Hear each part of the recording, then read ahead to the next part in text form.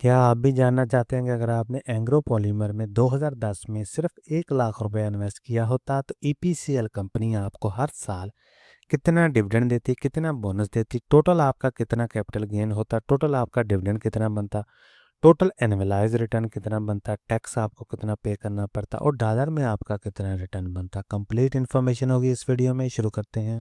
जी, तो आज की वीडियो में हम ईपीसीएल की केस स्टडी करेंगे जिसमें हम 2010 में जनवरी के महीने में 1 लाख रुपए इन्वेस्ट करेंगे और उसके बाद हम देखेंगे कि हर साल हमें कितना डिविडेंड मिलता है, कितना बोनस मिलता है और फिर हम बात करेंगे रिटर्न समरी की कंप्लीट इन्फॉर्मेशन की। ठीक है जी।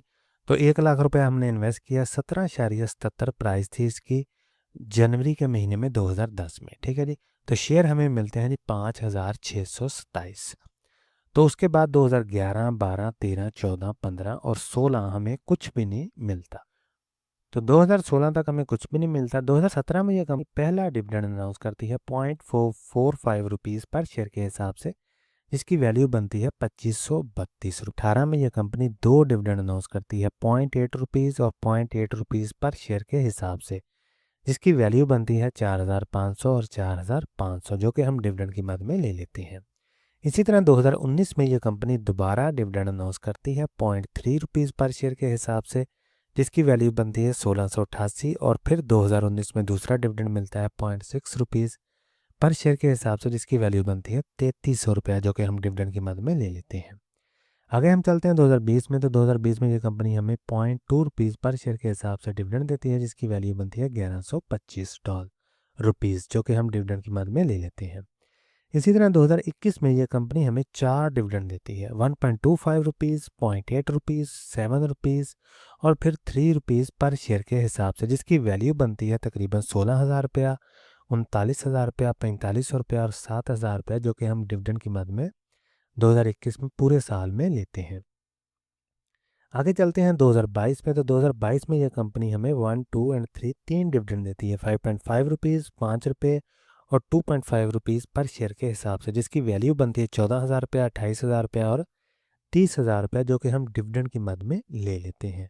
आगे हम चलते हैं 2023 में। तो 2023 में यह कंपनी हमें 4 डिविडेंड देती है 1 रुपये का, फिर 2.5 रुपीज़ का, फिर 1.5 रुपीज़ का और फिर 2.5 रुपीज़ पर शेयर के हिसाब से, जिसकी वैल्यू बनती है 14,000 रुपया, 8,400, 14,000 रुपया और 5,600, जो कि हम डिविडेंड की मद में बैंक अकाउंट में ले लेते हैं।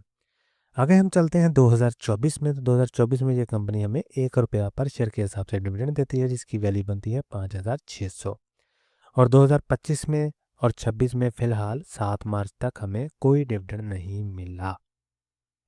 तो ये 2010 से लेके 2026 तक हमने देखा कि कितने सालों में इस कंपनी ने हमें डिविडेंड दिया, बोनस हमें कोई भी नहीं मिला इसमें। तो रिटर्न समरी की बात करते हैं आज तक। तो 1 जनवरी 2010 से लेकर 7 मार्च 2026 तक हम इसकी रिटर्न समरी की बात करेंगे। तो हमारे पास शेयर आएंगे 5,627। 7 मार्च को इसकी प्राइस बन रही है तकरीबन 32.43। ठीक है जी। तो इसकी वैल्यू बन रही है 1,82,000 रुपया। तो हमारी कॉस्ट कितनी है? ये तकरीबन 1 लाख रुपये की, जो कि हमने 2010 में इन्वेस्टमेंट की थी। अगर हम इसे आज सेल कर देते हैं तो हमें 82,000 रुपये का तकरीबन प्रॉफिट होगा, जो कि बनता है 82.50। और डिविडेंड हमने आज तक ले लिया है 2,06,000 रुपये का, जो कि बनता है 206%। तो टोटल गेन हमारे पास आ गया जी 2,88,000 रुपये का। ठीक है जी। एनुअलाइज रिटर्न हमारे पास आ गया जी 10.30%, जैसे हम XIRR भी बोलते हैं। ये हम चीज़ें इसी की बेस पे हम सेम सेक्टर की दूसरी कंपनियों के साथ ही। जी, तो अभी हम बात करेंगे टैक्स की। तो डिविडेंड हमने ले लिया 2,06,000 रुपये का, इस पर हमने टैक्स दिया 15%, जो कि बनता है तकरीबन 30,000 रुपया। ठीक है जी। तो आफ्टर टैक्स हमारे पास अमाउंट बनती है 1,75,000 रुपये की।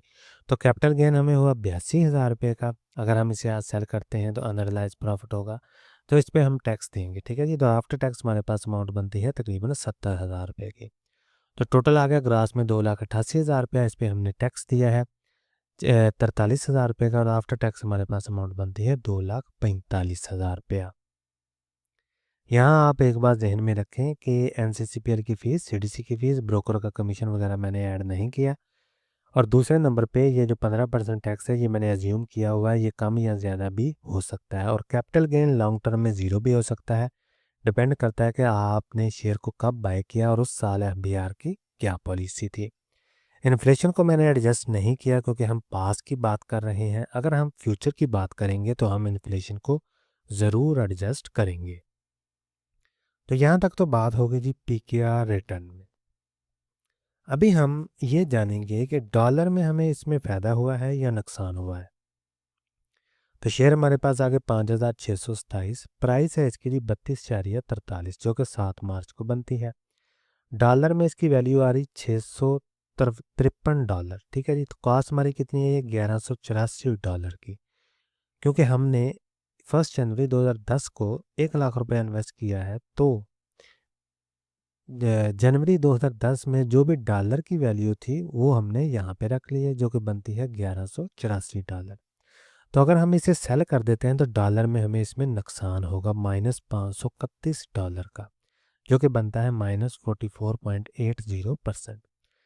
डिविडेंड हमने ले लिया आज तक $1086 का। ये हमने कैसे लिया है, हर साल जो भी हमें डिविडेंड मिला उस साल जो भी डॉलर की वैल्यू थी उसके इक्विवेलेंट हमने इसे रख लिया और फिर तमाम डिविडेंड जो डॉलर टर्म में बनते थे उसे हमने जमा कर लिया।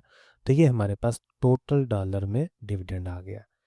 यहाँ हम बात करेंगे टोटल गेन की। तो डिविडेंड प्लस अनरियलाइज्ड प्रॉफिट, इसको अगर हम जमा करते हैं तो हमारे पास $555 का प्रॉफिट आएगा, टोटल गेन आएगा, जो कि बनता है 46.90%। एनुअलाइज रिटर्न की बात करें तो जो बनता है 2.90% डॉलर टर्म में। तो केस स्टडी में हमने ये देखा कि ईपीसीएल में अगर हम 2010 में जनवरी के महीने में तकरीबन 1 लाख रुपए इन्वेस्ट करते तो हर साल ये कंपनी हमें कितना डिविडेंड देती। बोनस हमें इसने कुछ नहीं दिया। और उस डिविडेंड की अमाउंट कितनी बनती, जो कि हमने देखा है ईयर ऑन ईयर बेसिस पे। और फिर हमने बात की है जी रिटर्न समरी की, जिसमें हमने ये देखा कि हमें टोटल डिविडेंड कितना मिला, टोटल हमारा गेन कितना हुआ और टोटल हमारा एनुअलाइज रिटर्न जो है वो कितना बना। और फिर हमने बात की जी टैक्स की कि हमारा ग्रॉस प्रॉफिट कितना होगा, उस पर टैक्स कितना कटा, फिर आफ्टर टैक्स हमारी अमाउंट कितनी बनी। और फिर हमने बात की है कि इन्फ्लेशन को हमने एडजस्ट नहीं किया। और फिर हमने बात की है डॉलराइज रिटर्न की कि अगर हम इसके डॉलर में चेक करना चाहें तो वो भी हम चेक कर सकते हैं कि डॉलर में हमारा कितना एनुअलाइज रिटर्न बना, कितना गेन हुआ डॉलर टर्म में। तो केस स्टडी करने का पर्पज़ यही था कि पास में हमें ये पता चल सके कि इस कंपनी की परफॉर्मेंस कैसी रही है। और अगर हम इसको सेम टाइप की हम इन्वेस्टमेंट करें, आज इसका कंपनी के फंडामेंटल या कंपनी के पे आउट वगैरह चेंज ना हो, सेम टाइप के ही रहें और प्राइस की फ्लक्चुएशन भी सेम टाइप की ही रहे, तो फ्यूचर में भी हमें इससे मिलता जुलता रिटर्न करता है कि कंपनी की हर चीज़ सेम रहे। अगर कंपनी अच्छी परफॉर्म करती है, अच्छे पे आउट देती है, प्राइस की फ्लक्चुएशन अच्छी आती है, तो फिर ऑफ कोर्स हमारा रिज़ल्ट अच्छा होगा। लेकिन अगर सेम टाइप के ही रिज़ल्ट रहते हैं तो फिर आप कंसिडर कर सकते हैं कि हमें भी इससे मिलता जुलता रिटर्न ही मिलेगा। तो ये तारी केस स्टडी करने का पर्पज़, ताकि हमें ये पता चल सके कि पास में कंपनी की परफॉर्मेंस कैसी रही है। तो कोई भी सवाल हो कमेंट सेक्शन में ज़रूर पूछें। मिलते हैं अगली वीडियो में। अल्लाह हाफिज़।